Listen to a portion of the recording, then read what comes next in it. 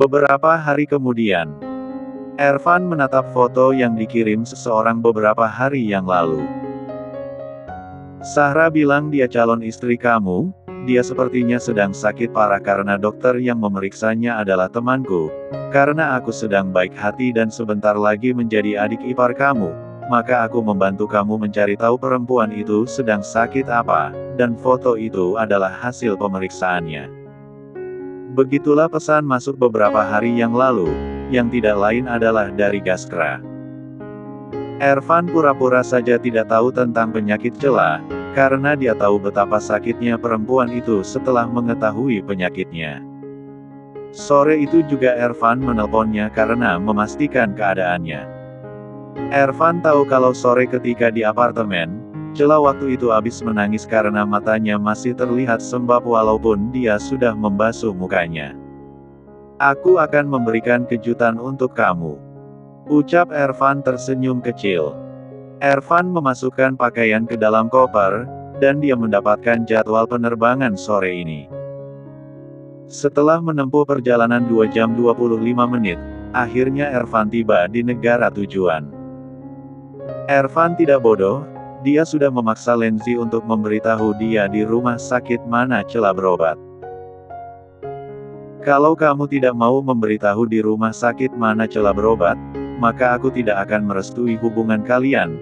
Aku akan meminta orang tuaku untuk membatalkan pernikahan kalian yang tinggal 1 bulan lagi. Tinggal kasih tahu saja nama negara serta alamat tempat tinggal dan rumah sakit tempat dia berobat," ucap Ervan mengancam Lenzi, hingga akhirnya Lenzi luluh dan mau memberitahu dia. Ervan langsung ke rumah sakit, karena hari ini adalah jadwal Cela operasi. Begitulah yang dikatakan Lenzi. Ervan awalnya dilarang untuk ikut masuk, namun Ervan memaksa karena dia ingin menemani calon istrinya itu, namun sia-sia karena dokternya tetap melarang. Cela yang sudah diberi obat bius sudah tidak sadar dengan keadaan sekitarnya. Ervan tidak henti-hentinya berzikir dan berdoa, agar operasi calon istrinya berjalan dengan lancar. Ervan juga dari tadi mondar-mandir gelisah di ruang tunggu, karena menunggu kabar dari dokternya. Ponsel Ervan tiba-tiba berbunyi, ternyata telepon dari mamanya. "Assalamualaikum Ma." "Waalaikumsalam, gimana? Apa operasinya berjalan dengan lancar? Apa sudah selesai operasinya Lenzi?" "Kami di sini semua mendoakan agar calon istri kamu cepat sembuh Van," ucap sang mama di seberang sana. "Amin Ma, tapi operasinya sedang berlangsung belum selesai, semoga saja Cela baik-baik saja dan penyakitnya bisa sembuh," balas Ervan. "Jangan lupa makan, jaga kesehatan kamu juga, kalau kamu sakit siapa yang akan menemani calon istri kamu nanti?" ucap sang mama mengingatkan. "Baik Ma, nanti Ervan akan makan, saat ini aku belum kepengen makan apapun, cuman pengen tahu gimana keadaan Cela di dalam sana," ucap Ervan dengan nada bicara khawatir. Setelah panggilannya berakhir, Ervan memutuskan duduk kembali di kursi tunggu sambil berzikir lagi, karena dia tidak lupa membawa tasbih. Beberapa saat kemudian, terlihat ruangan operasi terbuka. Ervan langsung berdiri dengan semangat menghampiri dokternya. "Bagaimana keadaan Cela dok?" tanya Ervan dengan berbahasa Inggris. "Operasinya berjalan lancar," jawab dokter itu. "Dok, apa rahimnya benar-benar diangkat? Apa calon istri saya tidak bisa hamil lagi?" tanya Ervan dengan wajah serius serta gugup. "Sebelumnya, Nona Cela kami periksa ulang untuk memastikan penyakitnya, namun hasilnya tidak ada kami berikan, karena dia di sini tidak memiliki keluarga." Terlihat dokter itu menghela nafasnya panjang. "Ketika di Indonesia, mungkin hasil labnya tertukar dengan pasien lain. Nona Cela memiliki penyakit kista bukan kanker rahim. Operasi pengangkatan kistanya sudah berhasil dan pasien sebentar lagi akan dipindahkan ke ruang rawat inap." Jelas dokter itu membuat Ervan menganggukkan kepalanya cepat. "Alhamdulillah ya Allah." Ervan sampai ingin menangis, Karena ternyata Cela tidak terkena penyakit kanker rahim. Artinya rahimnya tidak jadi diangkat, dan pastinya tidak akan membuat perempuan itu sedih nantinya. Cela perlahan membuka matanya, dia menatap cahaya terang di langit-langit kamar itu. Hanya bau obat yang menusuk penciumannya. Operasinya sudah selesai ternyata. Gumam Cela. Dia menoleh ke samping, terlihat seorang laki-laki menatapnya dalam, dan hanya diam. Cela sampai mengedip-ngedipkan matanya beberapa kali karena mengira itu hanyalah bayangan halusinasinya karena setelah operasi. Apa obat biusnya belum habis? Orang bilang obat bius itu bisa membuat orang berhalusinasi. Gumam Cela menatap laki-laki itu yang memperlihatkan senyuman manisnya. Namun Cela malah menangis, dia takut kalau ketika bertemu Ervan nanti yang dia lihat malah sebaliknya. Ervan pasti kecewa kalau tahu rahim aku diangkat. Lirih Cela dengan bulir bening menggenang di pelupuk matanya. Kenapa aku harus kecewa? Tanya Ervan mendekatkan wajahnya dengan Cela. Karena aku udah gak bisa hamil lagi, rahim aku diangkat Van. Kalau kamu menikah sama aku kita gak bakalan bisa punya anak. Lirih Cela dengan air mata yang tiada hentinya. Ervan menggeleng kepalanya sambil mengusap air mata perempuan itu. Kata siapa? Kamu bukan kanker rahim Cel, tapi kista. Ucap Ervan membuat Cela terdiam karena mencerna ucapan Ervan. Nampak dokter perempuan itu datang lalu memeriksa kondisi Cela.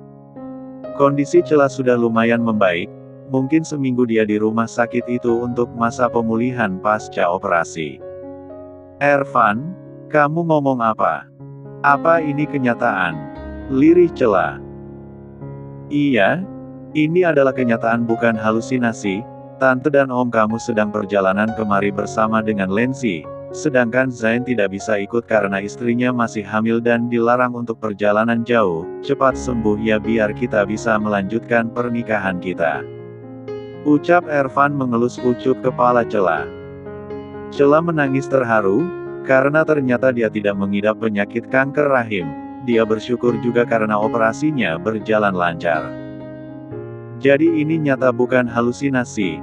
Kamu beneran di sini mas? Sejak kapan? Tanya Cela menatap wajah teduh Ervan. Sejak kamu baru masuk ruang operasi, dokter bilang dokter di rumah sakit di sana salah diagnosa, hasilnya tertukar dengan pasien lain. Aku kok merasa aneh, bukannya rumah sakit keluarga Makel itu adalah rumah sakit besar, tapi kok bisa perawatnya lalai hingga hasilnya bisa tertukar begitu. Untung aja kamu mengecek dan periksa lagi sebelum operasi. Nanti aku akan mengusut rumah sakit di sana karena sudah lalai dan bisa saja malah membuat nyawa orang melayang akibat diagnosa yang salah itu. Ucap Ervan panjang lebar. Cela hanya diam mendengarkan, dia membenarkan ucapan Ervan. Sepertinya ada yang tidak beres di rumah sakit itu.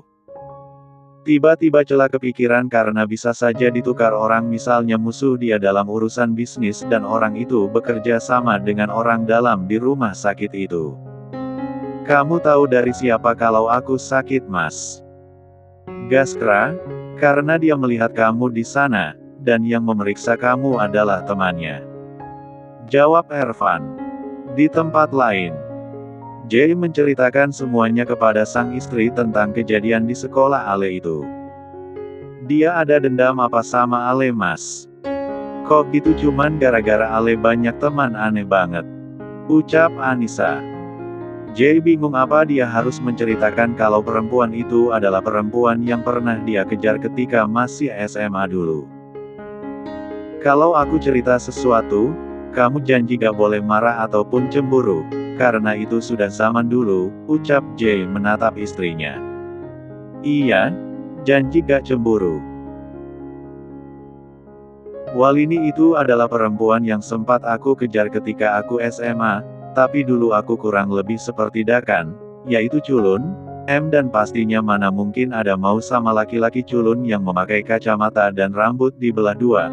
Aku pernah mengungkapkan perasaan aku namun dia menolak aku mentah-mentah dan merendahkan aku hanyalah anak orang miskin. Karena dulu aku memang cuman anak orang biasa, almarhum mama juga berjualan kue di depan rumah. Terlihat Jay menghela nafasnya sebentar.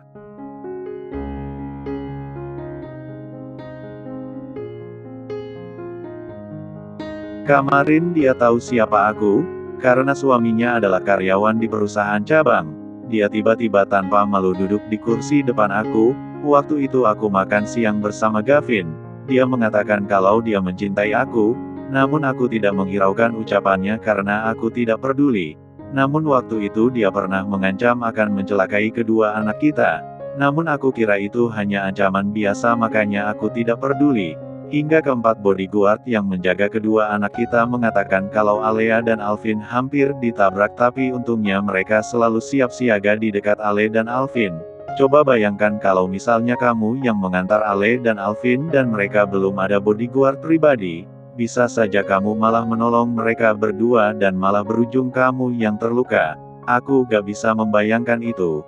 Aku menambahkan bonus mereka berempat dan meminta mereka berempat untuk selalu menjaga Alea dan Alvin dan jangan sampai lalai sedikit pun. Ucap Jay menceritakan semuanya.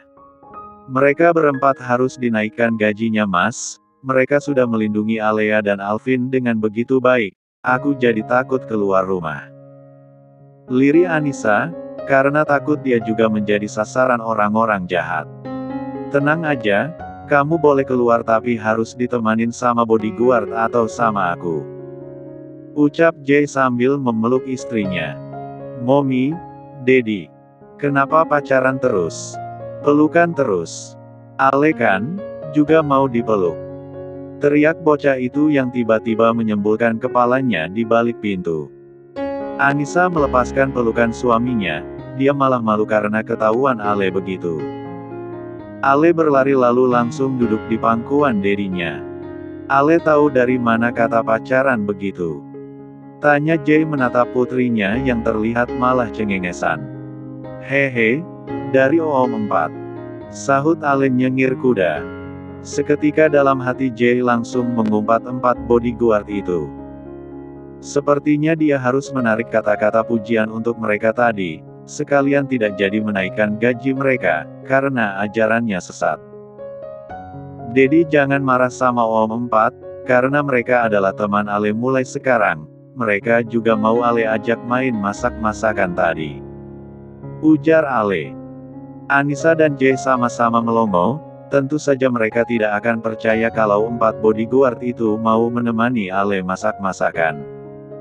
Kamu bercandakan Al? Tanya Anissa. Kok Mommy bilang Ale bercanda sih? Ale kan memang berteman baik dengan Om 4. Sahut Ale dengan wajah cemberut karena Mommy dan dedinya nampak tidak percaya. Memangnya umur mereka berempat itu berapa, Mas? Tanya Anissa heran. Masa ia mau-mau saja pikirnya dibawa Ale main masak-masakan. Di antara mereka yang paling mudanya adalah Rachi dan yang paling tuanya Roni. Jawab Jay. Ya umur tua dan muda itu berapa, Mas? Gak mungkin kan umur 21 tahun. Ucap Anissa. Rachi 20 tahun, dia lulus SMA tidak kuliah, karena orang tuanya yang tidak memiliki kemampuan untuk membiayakan dia kuliah. Dia bilang mungkin nanti setelah dia banyak uang dia akan kuliah.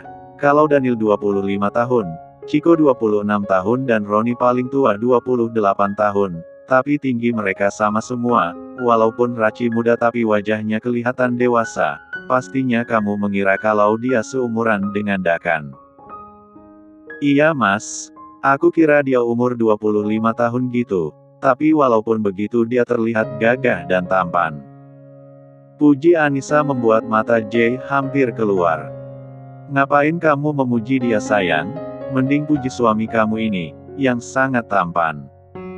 Ucap Jay dengan bangga. Tapi aku bosan Mas, lama-lama aku lihat muka kamu makin jelek. Seketika Alea menyemburkan tawanya, akhirnya sang Mommy bisa mengatakan kalau dedinya jelek. Karena selama ini hanya dia dan Alvin yang berani mengatakan itu. Ya udah aku cari istri baru aja. Ucap Jay membuat Anissa menatap Jay nyalang. Aku juga bisa cari suami baru. Sahut Anissa menatap kesal suaminya. Sayang, aku bercanda aja kok, kamu kok jadi marah gitu. Jay mendekati istrinya dengan wajah memelas agar istrinya tidak merajuk lagi. Siapa juga yang marah? Kan aku cuman jujur. Kalau kamu nikah lagi ya aku juga bisa cari suami baru, aku bawa anak-anakku nanti. Celetuk Anissa membuat Jay melongo. Perasaan bercanda doang tadi, kenapa jadi panjang lebar, padahal cuman berawal dari kata jelek. Batin Jay sambil menggaruk tengkuknya yang tidak gatal. Ale meninggalkan kedua orang tuanya yang malah membuat dia bosan melihatnya. Ale menemui om empatnya yang sedang asyik makan gado-gado, mungkin beli sama abang-abang gerobak yang biasanya lewat. Ih, Ale gak dikasih, om semuanya pelit. Sumut Ale menatap marah mereka satu persatu. Sini samaan sama om aja, punya mereka pedas semua, punya om gak pedas. Ucap Raci. Ale berlari terbirit-birit ke dapur, karena dia akan mengambil sendok miliknya. Om beneran kan, gak pedas? Tanya Ale, dia tidak bisa memakan pedas. Iya, coba dicicipin dikit dulu. Ucap Raci. Ale menyuapi sedikit lalu tersenyum senang karena tidak pedas. Om seharusnya beli 2 tadi, Ale kan, suka makan pastinya tidak akan mubazir. Ujar Ale sambil menyuap gado-gado dari piring milik Raci itu ke mulutnya. Ya, lain kali om beli 2. Balas Raci membuat wajah Ale sumringah. Dia yang hobi makan, mana mungkin dia melewati makanan enak yang dia lihat. Om, kapan punya adik bayi juga seperti Tante Ara? Tanya Ale membuat ketiga orang bodyguard itu malah tertawa. Ale, om Raci itu jomblo, mana mungkin bisa punya adik bayi, istri saja belum punya. Sahut Daniel membuat Raci tersenyum masam. Tapi memang begitulah kenyataannya. Ya udah, Ale aja jadi anak om Raci. Ujar Ale sambil memperlihatkan deretan giginya. Kamu bukan bayi lagi Al, om Raci mana mau. Nanti dia bangkrut beliin kamu makanan setiap hari. Ucap Roni membuat Ale menatap kesal mereka semua. Ale berhenti makan gado-gadonya lalu pergi tanpa berkata apapun lagi. Kerjaan kamu Roni, ngambek kan Nona Alea. Kesal Raci. Nanti malah berujung potong gaji karena ulah Roni yang membuat Ale ngambek.